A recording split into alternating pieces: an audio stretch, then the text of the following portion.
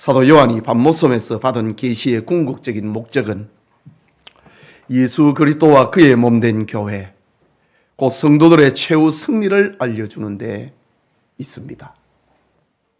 세상에서 환난을 당하고 로마 제국의 황제들 앞에서 고통을 당하지만은 그의 몸된 교회, 성도들의 최후는 승리한다. 그것을 알려줌의 목적이 있습니다. 지금 우리는 일곱째 천사가 나팔을 불고 난 다음 일곱 대접 재앙이 쏟아지기 전 그 역사의 틈에서 벌어지는 영적 전투의 실상을 보여주는 중간계시를 살펴보고 있습니다. 중간계시 한가운데에 교회를 극심한 환난으로 몰아넣는 어두운 정체가 그 모습을 드러내고 있습니다. 그는 하늘에서 쫓겨난 큰 붉은 용, 곧 사탄이었습니다. 사탄은 구원자 예수 그리스도의 출현을 방해하고 십자가 사역을 무너뜨리려 하다가 그리스도의 부활로 자신의 뜻을 이루지 못합니다. 그는 하늘까지 따라 올라가 하나님을 대적하였으나 미가엘과 그의 사자들에게 패하여 머물 것을 잃어버리고 이 땅으로 내어 쫓기게 되었습니다.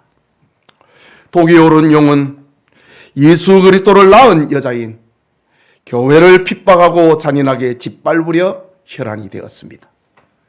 그러나 은혜로우신 하나님께서 광야 같은 세상에서 여자, 곧 교회를 양육하시고 보호하심으로 사탄은 자신의 뜻을 또 이루지 못합니다.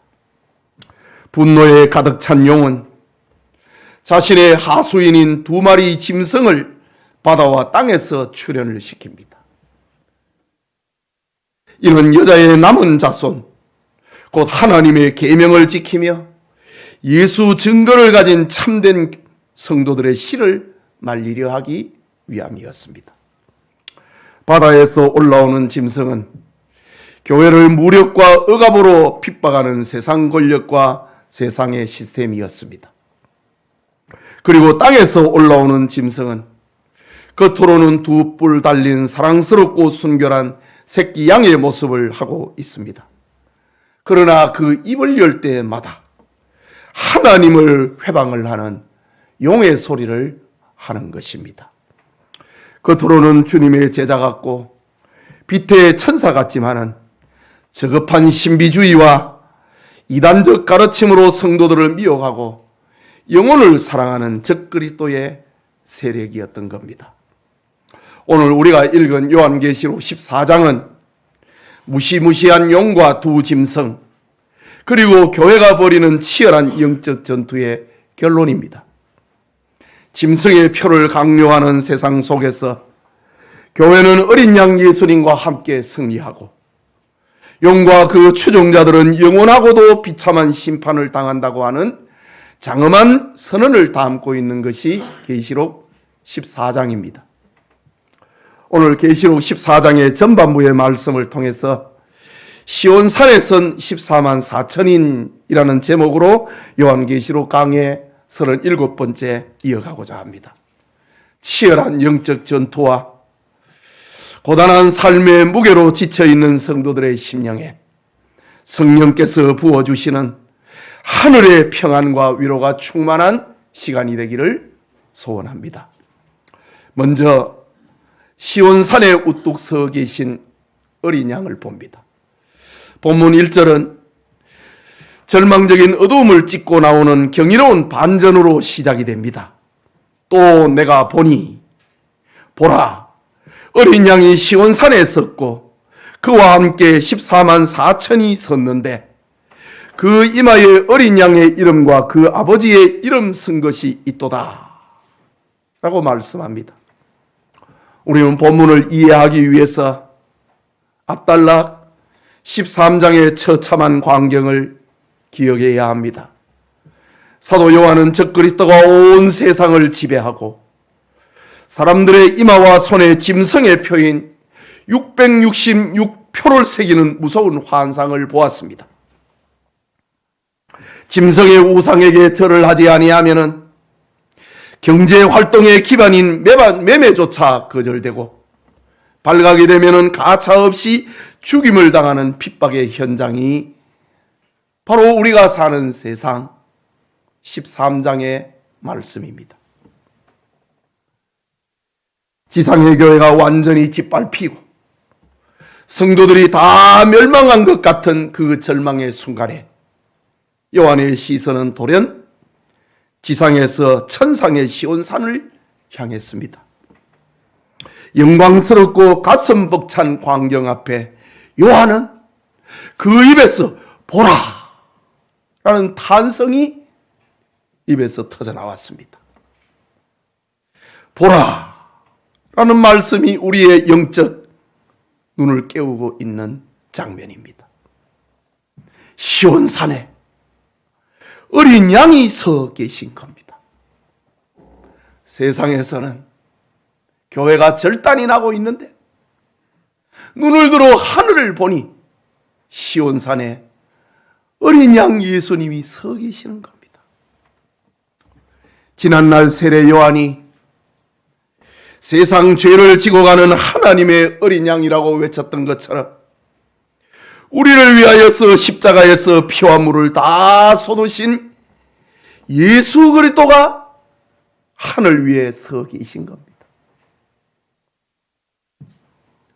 요한은 어린 양이 시온산에 섰고 라는 모습을 묘사하는데 헤스테코스라는 단어의 완료 분사형을 사용을 하고 있습니다.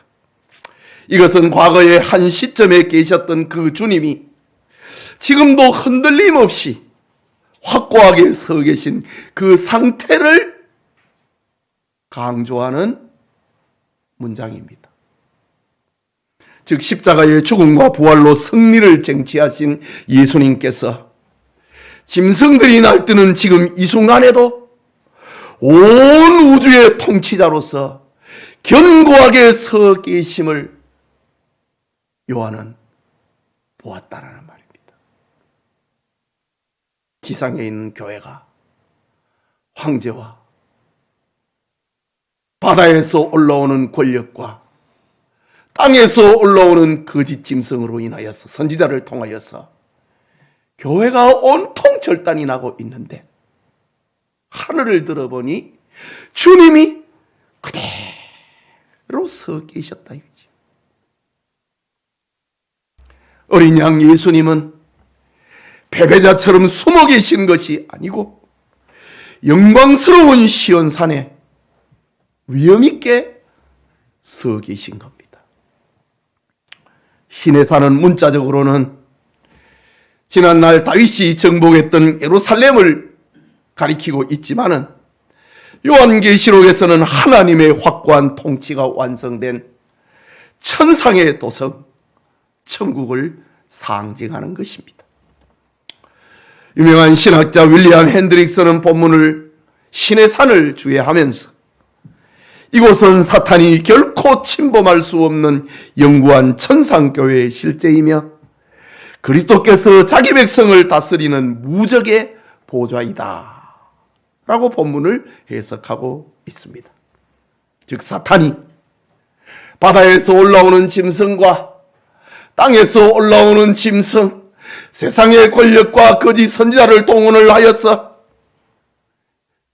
교회를 박해를 하고 절단을 내는 맹위를 떨치고 있지만은 그리스도께서 다스리시는 영적 시온산의 통치는 단 한순간도 흔들린 적이 없었다는 말입니다.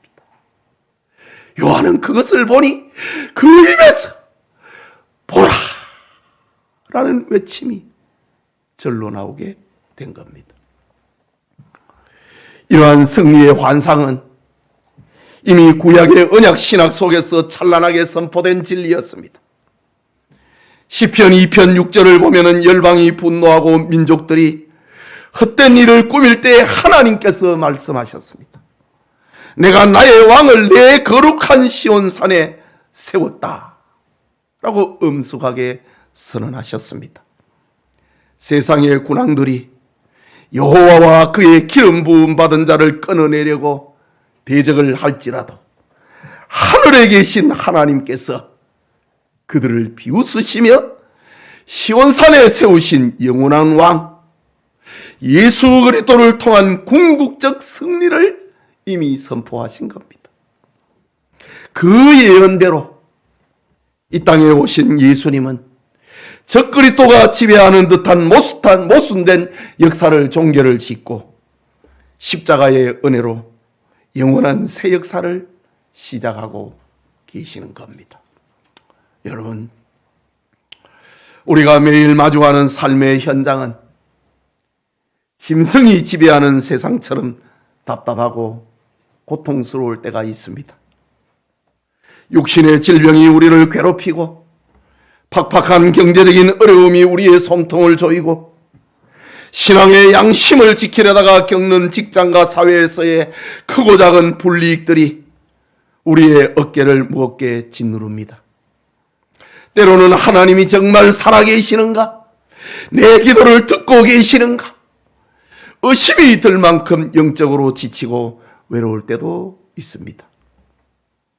세상을 보며 아파하는 그 순간에도 사도 요한처럼 눈을 들어서 시온산에 흔들림 없이 우뚝 서 계시는 어린 양 예수 그리스도를 볼 수 있기를 축복합니다. 주님은 결코 우리를 홀로 버려두지 않으십니다.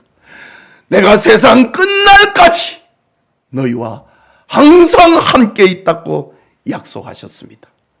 세상을 이기신 어린 양 예수님의 완전한 승리가 오늘 저와 여러분의 삶을 지탱을 하는 든든한 반석이 된다는 사실을 믿으시기 바랍니다. 위로와 다시 일어설 용기를 얻는 우리 성도님들이 다 되시기를 주님의 이름으로 축원합니다. 그게 둘째로 어린 양 예수님과 함께 시온산에 선 14만 4천인이 그들을 보았습니다. 본문 1절을 다시 봅니다. 영광스러운 시온산에 어린 양 홀로 서 계신 것이 아니었습니다. 그와 함께 14만 4천이 섰는데 라고 말씀합니다. 여기에 등장하고 있는 14만 4천인이 누구인가에 대한 물음은 계시록 7장에서 이미 자세하게 살펴본 바가 있습니다. 안식교나 여호와의 증인, 오늘날 신종 이단인 신천지와 다양한 이단들은 이 숫자를 문자적으로 왜곡을 하고 자신들의 특정 종파에 속한 사람, 그것도 숫자 안에 들어가는 사람만이 특별한 구원을 받는다고 사람들을 미혹합니다. 이것이야말로 진리를 가지고 성도들을 영적 노예로 만드는 땅에서 올라오는 짐승, 거짓 선지자들의 활동입니다. 개혁주의 신학은 이 숫자를 철저하게 상징적이고 언약적인 의미로 해석합니다.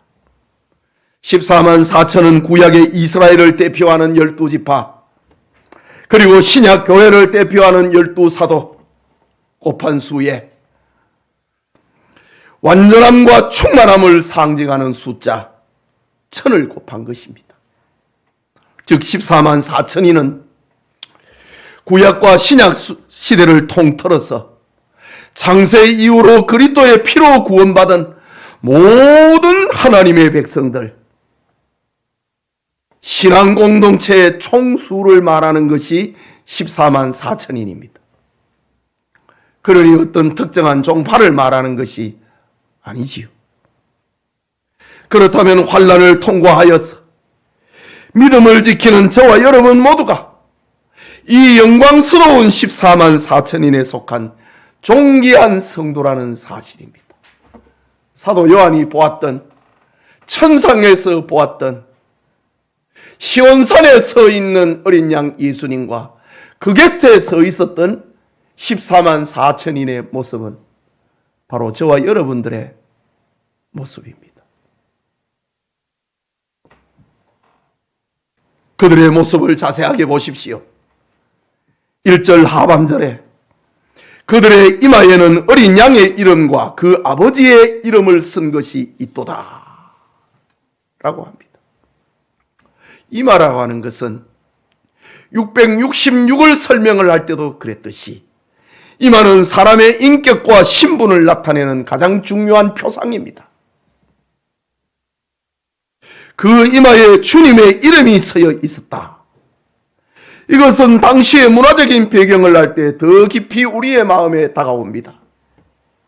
사도 요한이 이 말씀을 기록을 할 당시에 로마 시대에는 노예의 이마나 손에 그를 소유한 주인의 이름을 불도장으로 찍거나 지울 수 없는 인을 남겼습니다.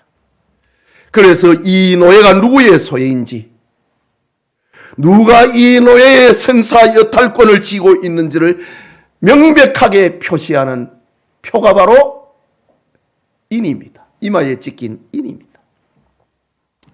계시록 13장에서는 구원받지 못한 세상 사람들이 살기 위하여서 짐승의 표인 666을 그 이마와 손에 표로 받았다고 했습니다.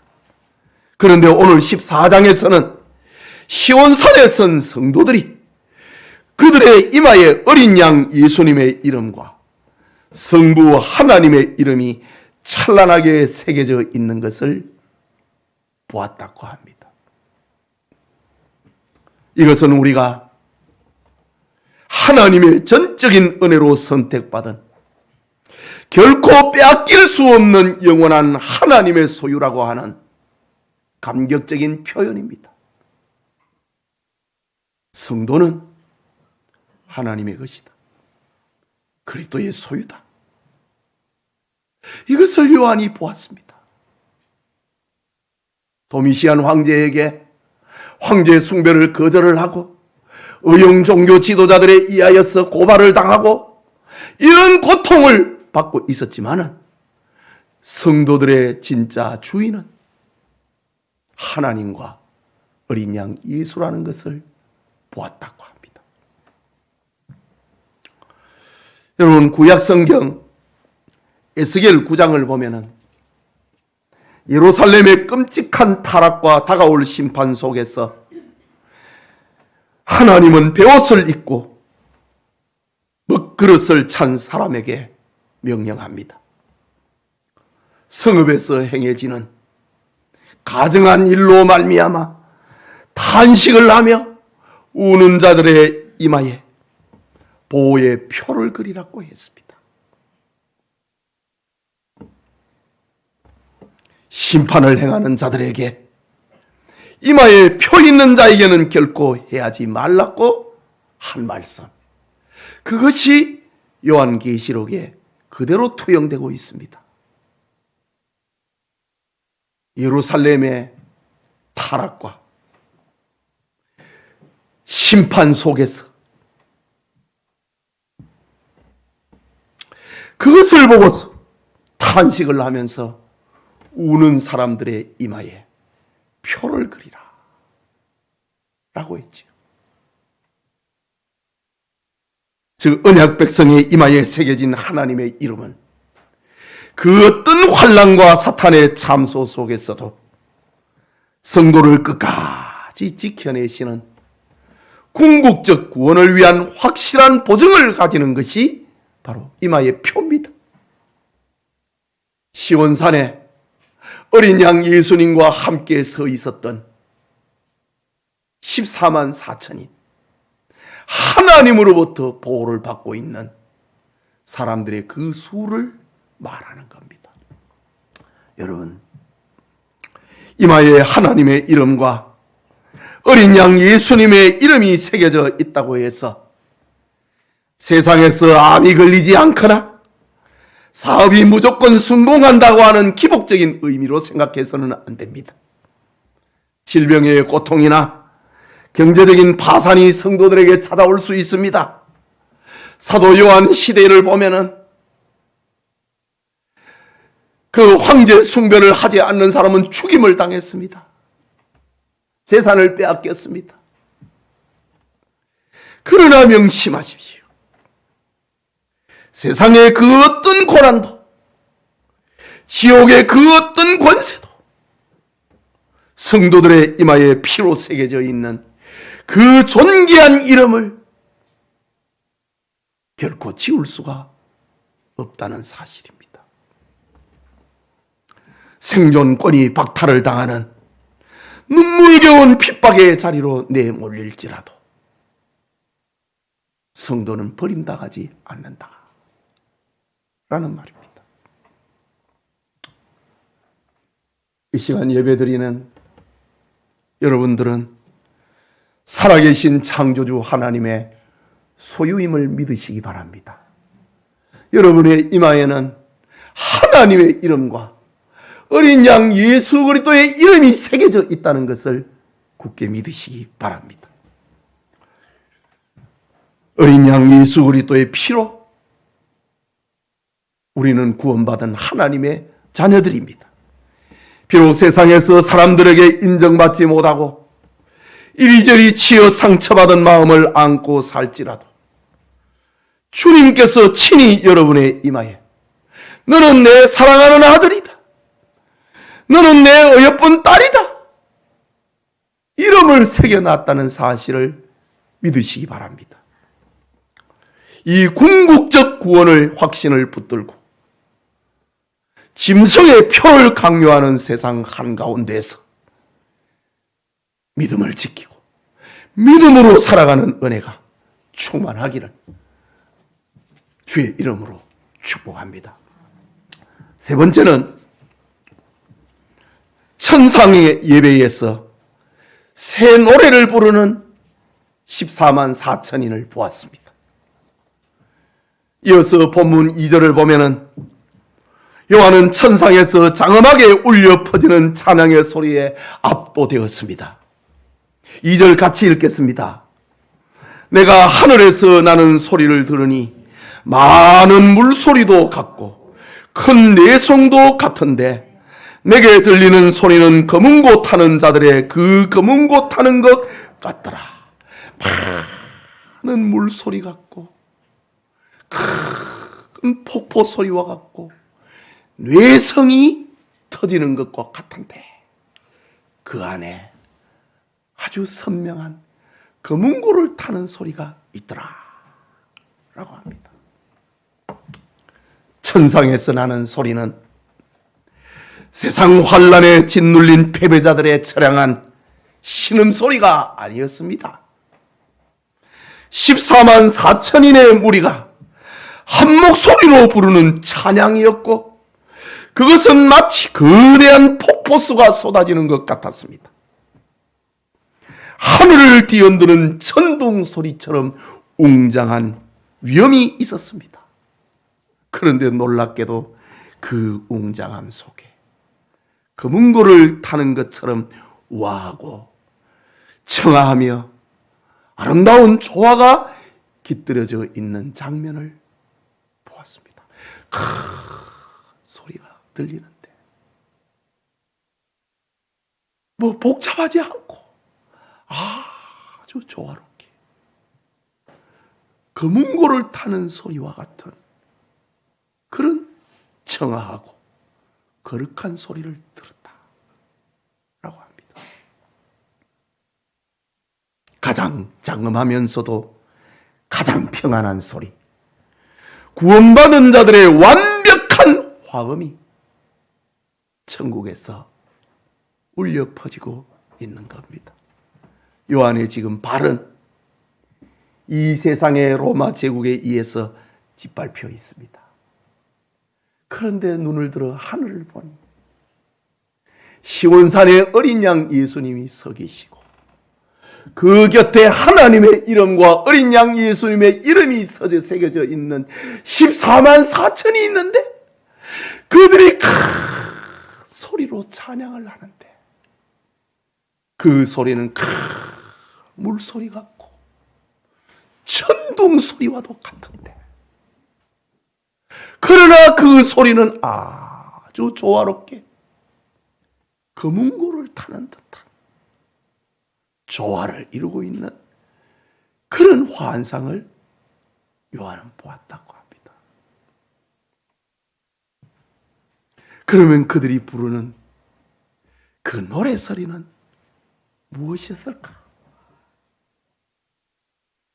그 물소리 같으면 천둥 소리 같으면 그 내용이 무슨 소리도 모를 텐데 아주 조화를 이루는 큰 소리. 그 소리의 정체가 무엇일까? 무슨 소리가 저렇게 천둥 소리와 같고 많은 물소리와도 같고 그러면서도 아주 조화로운 검은고 소리가 같이 들렸을까? 3절을 보면 우리 같이 읽겠습니다.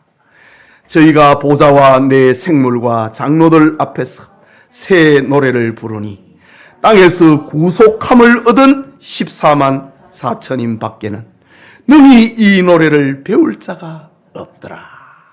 할렐루야.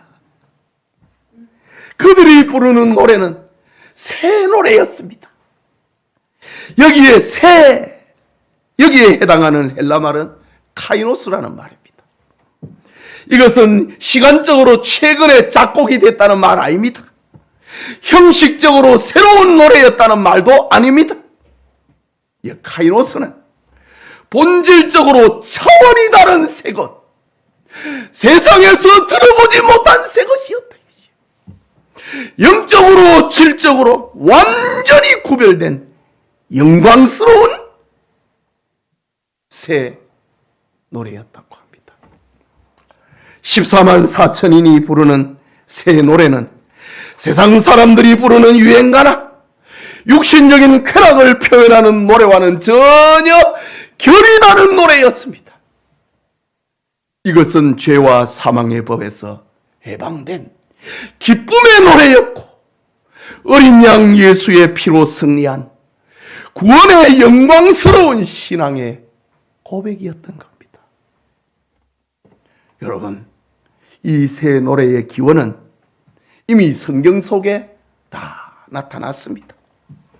출애굽기 15장에서 홍해를 건넌 이스라엘은 뒤를 맹렬히 추격해오는 애국 군대를 보았습니다. 그런데 여호와 하나님께서 이스라엘을 추격하는 애국 군대를 바닷속에 수장을 시켜버립니다. 그리고 이스라엘을 구원해 주셨습니다. 이때 이스라엘 백성들은 가슴이 벅찬 감격으로 노래를 불렀습니다. 그 노래를 가리켜 출애굽기 15장에서는 모세의 노래다, 구원받은 성도 모세의 노래였다 라고 합니다.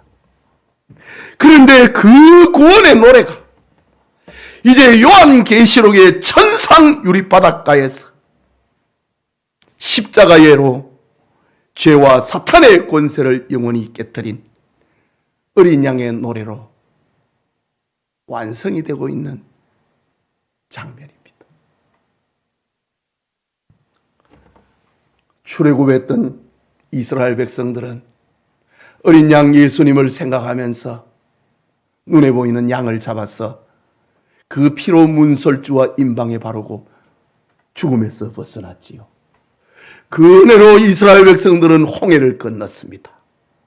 이스라엘 백성들이 홍해를 건너자 그들을 추격하는 애국 군대를 물이 합해서 다 수장을 시켜버렸습니다. 이때 부르는 구원의 노래, 그 노래가 천상에서 완성되고 있는 그 장면을 요한은 본 것입니다. 그런데 이 노래는요, 지식만 가지고는 배울 수도 없고 부를 수 없는 노래라고 합니다. 3절 후반부에 분명하게 선언하고 있습니다. 땅에서 속량함을 받은 14만 4천 밖에는 능히 이 노래를 배울 자가 없더라. 이 땅에 살면서 구속의 은혜를 체험한 사람 외에는 천상에서 노래를 부를 수 없다는 말입니다. 자신의 삶 속에서 예수 그리스도의 피 묻은 복음을 체험했던 사람만이 이 세상에서 그리스도의 속죄의 은혜를 체험했던 사람만이 부를 수 있는 노래, 그리고 배울 수 있는 노래라고 말합니다. 다시 말하자면 천상의 그 노래는 배타적인 노래입니다. 그러면서도 거룩한 노래입니다. 땅에서 속량함을 받은 사람만이 배울 수 있는, 부를 수 있는 노래이기 때문입니다. 여러분, 지상교회에서는 내면의 깊은 구원의 고백이 없어도 악보를 보고 화음을 맞추며 얼마든지 합창단에 그리고 성가대에 노래 부를 수 있습니다. 그러나 천국의 성가대는 신앙의 처절한 고백 없이는 단 한 소절도 따라 부를 수 없는 노래, 그것이 새 노래라고 합니다. 여러분, 여러분의 영혼 깊은 곳에는 이런 구원의 새 노래가 흐르고 있는지 돌아보시기 바랍니다. 모세가 광야에서 불렀던 노래, 여호사밧이 전쟁터에서 불렀던 노래, 바울과 실라가 캄캄하고 매맞은 빌립보 감옥에서 불렀던 그 노래가 오늘 우리에게는 있는지 돌아보시기 바랍니다. 종교학자 칼빈과 락스가 목숨의 위험 속에서 불렀던 노래, 일제의 강점기와 6.25의 참상 속에서 주기철 손양원 목사님, 주남선 한상동 목사님이 피를 토하면서 불렀던 그 십자가의 노래가 오늘 우리에게 있는지를 돌아보시기 바랍니다. 병원 중환자실의 차가운 침상 위에서도, 막막한 부도의 위기 앞에서도 나를 구원하신 하나님의 은혜를 기억을 하는 여러분의 눈물의 찬양이 바로 시온산에서, 하늘 시온산에서 뇌성처럼 울려 퍼지는 거룩한 새 노래가 될 것입니다. 고난의 짐이 무거울수록 우리의 입술에서 구원의 새 노래가 더욱 힘차게 흘러나오는, 속량함을 받은, 땅에서 속량함을 받은 주의 백성된 성도들이 다 되시기를 축복합니다. 마지막으로 시온산에선 14만 4천인의 지상에서의 삶을 보았습니다. 마지막으로 사도 요한은 시온산에 영광스럽게 서 있는 어린 양 예수님과 함께 서 있는 14만 4천인이 땅에서는 과연 어떤 삶의 흔적을 남기며 살았는지를 세 가지 영광스러운 모습으로 보았습니다. 이것은 짐승이 통치하는 시대를 살아가는 우리의 일상이 어떠해야 하는지를 비춰주는 거울입니다. 그들의 삶이 세상에서 어떠했는가? 첫째는 그들은 새 속에 물들지 않은 순결한 삶을 살았다고 합니다. 땅에서 속량함을 받은 그들의 삶 말입니다. 4절에 이 사람들은 여자로 더불어 더럽히지 아니하고 순결한 자라 라고 합니다. 성경을 문자적으로만 읽는 로마 가톨릭과 같은 곳에서는 이 구절을 오해하여서 여자를 영적으로 부정한 대상으로 여기고 신부나 수녀들에게 독신주의를 강요하는 신학적 오류를 범하고 있습니다. 그들은 육신적으로 결혼하지 않는 것이 영적 정결함이라 착각을 하고 있는 겁니다. 그러나 요한계시록의 묵시적인 상징으로서의 여자는 물리적인 여성을 뜻하는 것이 아닙니다. 하나님의 진리와 대립하고 성도를 유혹하는 타락한 세상 그 자체를 여자라고 말합니다. 앞으로 우리가 강의할 것이지만은 요한계시록 17장에 등장하고 있는 사치스럽고 음란한 큰 음녀 바벨론, 바로 세상을 말하는 겁니다. 이 세상을 가리켜 17장에서는 음녀다, 여자다 라고 말합니다. 야고보서 4장 4절에는 가늠하는 여자들이여 세상과 벗된 것이 하나님의 원수임을 알지 못하느냐. 이미 야고보 사도가 세상과 음행하는 것, 그걸 여자라고 이미 말을 했습니다.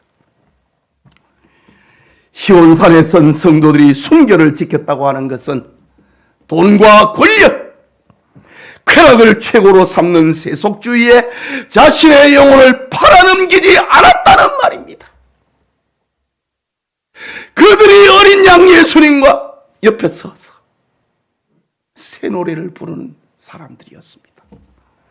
직장에서 부정한 방법으로 이득을 취할 유혹이 올 때 세상의 논리와 타협하지 않고 예수 그리스도를 향한 믿음의 절개를 지키는 것을 말합니다. 그렇다면 우리의 삶에 세상의 가치관과 거룩함이 충돌하는 그런 상황을 두려워해서는 안 됩니다. 결산의 날을 생각을 하면서 그리스도를 삶의 중심으로 모시고 세상과 구별된 순결한 신부로 살아가기를 축복합니다. 14만 4천인의 지상에서의 삶, 두 번째는 그들은 철저히 어린 양의 인도를 따라가는 삶을 살았습니다. 4절 중간을 보십시오. 14만 4천인들이 땅에서의 삶을 지금 말하고 있습니다. 여기 따라간다 라는 헬라말 아코르세오는 앞 사람의 발자국을 뒤에서 밟고 가는 거, 그런 말이 아닙니다. 여기 따라간다, 아콜로세오, 예수님이 나를 따르라라고 했지요. 그때 쓰는 말입니다. 아콜로세오, 이 말은 자신의 권리와 고집을 내려놓고 목자 되신 예수님의 제자가 되어 삶을 온전히 의탁하는 것, 그것이 아코르데오입니다. 아브라함은 갈 곳을 알지 못했지만은 하나님의 약속만을 믿고 말씀을 따라갔다고 했지요. 그때 아코르데오입니다. 천상에서 구원의 새 노래를 부르는 14만 4천인은 세상에서 생존권이 위협받고 굶주리고 조롱과 불이익을 당하는 좁은 길이라 할지라도 예수님께서 앞서가신 길이라면 기꺼이 뒤를 따라갔던 사람들이었다 라고 합니다. 여러분, 우리가 예수님을 믿고 거듭난 성도가 되었다고 하는 확실한 증거가 무엇입니까? 바울은 로마서 8장 14절에 알려줍니다. 무릇 하나님의 영으로 인도함을 받는 사람은 곧 하나님의 아들이라.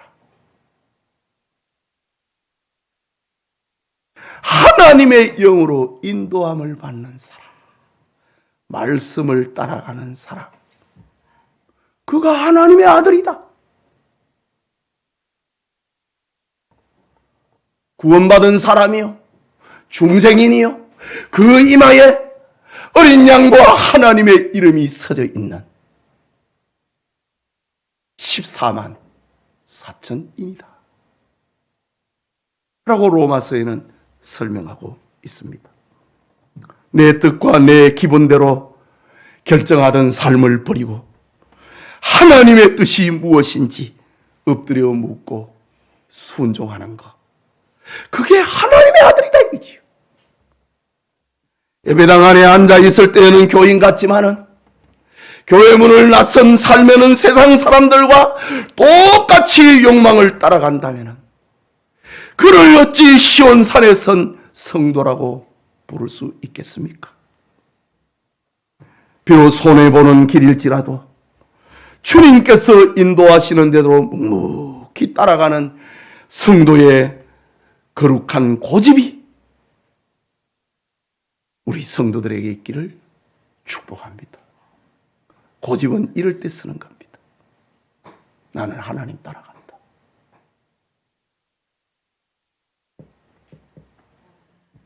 또 하나의 특징이 있습니다. 14만 4천인이 세상에서 어떻게 살았던가?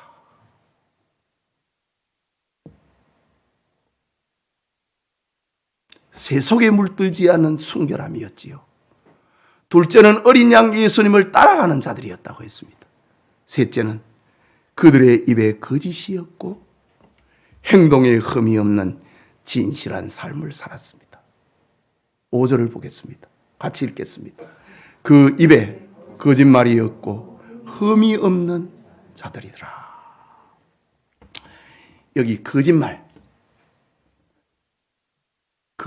해당하는 헬라 말은 돌로스라는 말이 있습니다. 둘로스라고 할 때는 노예, 종을 말하지요. 그런데 돌로스라는 말은 거짓이 없다. 거짓, 거기에 해당되는 말입니다. 거짓말에 해당됩니다. 돌로스는 단순히 말을 꾸미는 것을 넘어서서 자신의 이익을 위하여서 진리를 왜곡하고 악을 선하다, 선을 악하다고 속이는 교활한 협잡을 가리키는 말이 돌로스라는 말입니다. 그리고 흠이 없다 라는 말은 아모모스라고 하는 말인데 구약의 제단에 바쳐지는 제물의 자격을 말할 때에 흠이 없다. 오늘 오전에 하나님이 받으실 만하다라고 했잖아요. 그런데 오늘 계시록에서는 흠이 없다. 흠이 없을 때 하나님이 받으실 만한 겁니다. 흠이 없다. 아모모스. 제물의 자격을 말하는 겁니다. 레위기를 보면은 하나님께 드려지는 제물은 흠이 없는 온전한 것이어야만 했지요. 이 말씀을 적그리스도의 핍박이 극심했던 13장의 상황과 연결을 해봅니다. 생명의 위협이 오고 직장을 잃을 위기가 닥칠 때 예수님을 모른다고 비굴하게 부인하거나 타협하는 그 교만함을 버렸다는 말입니다.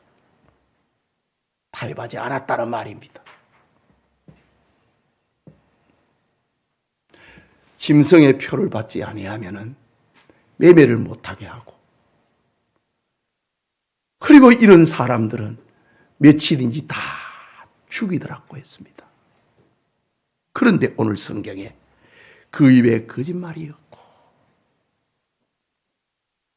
악을 선하다, 선을 악하다 라고 바꾸지 않고 예수님을 모른다고 비굴하게 부인하거나 타협하지 않았던 사람, 그런 사람이었습니다. 일제강점기나 6.25 사변 때 생사의 갈림길에서 자신의 신앙을 타협하지 않았던 믿음의 사람들처럼 시온산에 선 성도들은 내면의 신앙과 외부의 은행이 일치했던 사람이었습니다.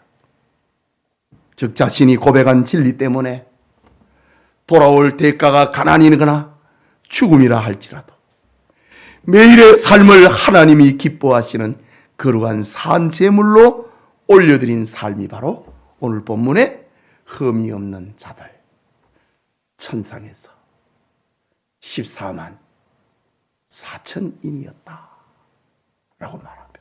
아유, 나 이거 생각하면 나 자격이 없는데 1번, 2번, 3번 했는데 나 다 걸리는데.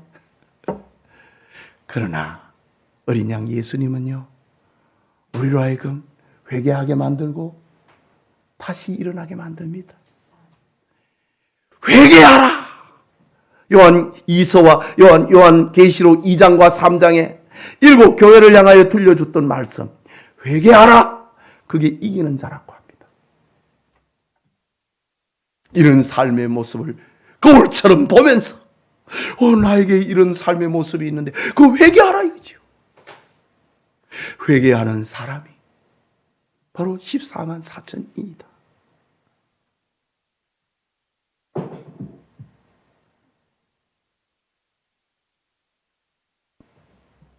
사람들이 다 그렇게 적당하게 속이며 산다고 할지라도 그리스도에 있는 진실의 무게를 견디며 흠없는 예배자의 삶을 살아내는 것입니다. 기준을, 표대를 알려줍니다. 이 세상에서 이렇게 살지 못하면 회개하면 되는 겁니다. 그러면 주님이 용서하시고 다시 그것을 향하여 살게 만드는 겁니다. 그 은혜를 받은 사람들이다 라는 말입니다. 예배드리는 성도 여러분, 오늘 헌신하는 우리 청년 여러분, 거짓 선지자와 적그리스도가 교회를 위협하고 삼키려는 모순된 현실 속에서도 우리 주 예수 그리스도께서는 모든 악의 세력을 굴복시키고 시온산에 굳게 서 계십니다. 하나님이 우리를 보신다. 야곱이 저 외갓집 바단 아람으로 갈 때에 베델에서 한 꿈을 보았지요. 하늘이 열려 있고 하늘과 땅을 잇는 사다리가 있고 그 위로는 천사들이 오르락 내리락하고 사다리 꼭대기에는 하나님이 계시더라. 하나님이 야곱의 삶을 다 보고 있다 이거죠. 다 지키고 있다 이거죠. 내가 너와 함께 할 것이고 너에게 입을 것과 먹을 양식과 평안히 네 아버지의 집으로 돌아오게 할 것이다. 내가 그렇게 할 것이다.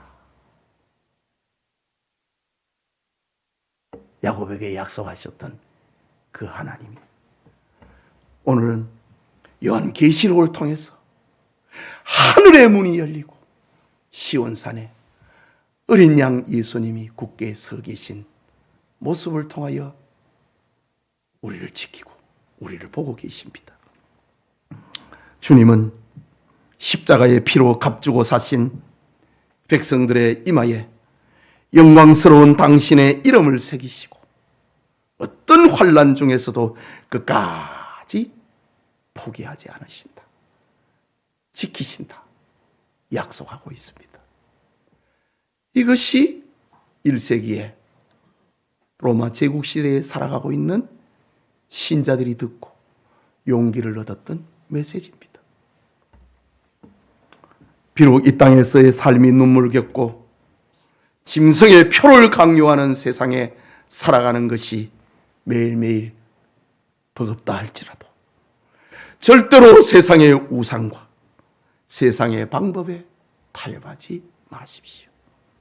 나를 구원하신 어린 양이 어디로 가든지 손해를 감수하고 기꺼이 따라가는, 즐겁게 따라가는 성도들이 되시기 바랍니다. 정직을 조롱하는 세상 한복판에서 흠없고 진실한 삶은 하늘 보좌에 상달되어 아름다운 구원의 새 노래가 될 것입니다. 오늘 우리에게 주신 놀라운 승리의 약속을 가슴에 품고 가정과 직장 그리고 여러분이 서 있는 삶의 자리에서 14만 4천인답게 거룩하게 그리고 당당하게 살아가는 우리 성도들이 다 되시기를 주님의 이름으로 축복합니다. 기도합시다. 말씀을 받고 하나님이 나에게 주시는 말씀은 무엇인가? 그것을 붙잡고 또 시온산에 서 있던 14만 4천인의 삶의 내용을 보았는데 나는 그리하지 못했는데 회개하면 되는 겁니다. 회개하면 주님은 용서하십니다. 그리고 나도 너를 정죄하지 아니하노니 다시 죄를 범하지 말라. 그것이 주님의 음성입니다. 내가 온 것은 의인을 부르러 온 것이 아니고 죄인을 불러 회개케 하기 위하여서 왔다고 주님 말씀하셨습니다. 건강한 사람에게는 의원이 필요 없고 병든 사람에게나야만이 의원 대신 예수님이 필요하다고 말씀하셨습니다. 주의 말씀을 마음에 담고 나는 지금 사도 요한처럼 이 땅에 발을 딛고 몸으로 활동을 하지만 요한은 하늘에 있는 자기 모습을 본 거예요. 그러니 우리가 세상에서 살아가야 할 힘과 용기를 얻을 수 있는 겁니다. 눈에 보이는 이것이 다 전부가 아닙니다. 진짜는 아직 우리 앞에 다가오지 않았습니다. 그날을 소망하면서 우리의 구주 되신 주님, 그리고 저 천국에서 완성될 그날을 생각을 하면서 신앙의 경주를 경주하는 우리가 되기 위하여 기도하겠습니다. 자비하신 하나님 아버지, 은혜를 감사합니다. 오늘 시온산에서 14만 4천인이라고 하는 하나님의 말씀을 받았습니다. 오늘 이 세상이 얼마나 복잡하고 저급한 신비주의로 인하여 땅에서 올라오는 짐승처럼 우리의 신앙을 미혹을 하고 힘들게 만들고 지치게 하는 요소들이 많습니까? 그러나 우리로 하여금 하나님의 계시의 음성을 통하여서 참과 거짓이 무엇인지 분별하게 하시고 진실과 거짓이 무엇인지 하나님의 자녀된 삶과 짐승의 표를 받은 자의 삶이 어떠한지를 선명하게 보여주심을 감사합니다.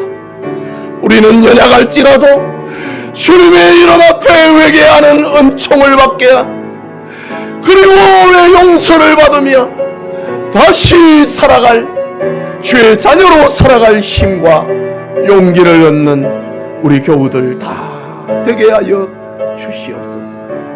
요한이 자기 모습을 저 천국에 있는 자기의 모습을 보았던 것처럼 오늘 우리 역시 요한계시록에 나오는 이 14만 4천인의 모습은 바로 나의 모습이라는 것을 알고 부족한 것을 보완을 하고 고치고 회개하고 주님의 자녀로 따라 살아가는 사람, 어린 양 예수님이 어디로 가든지 그 뒤를 따라가는 주의 자녀된 성도들 다 되게 하여 주시옵소서.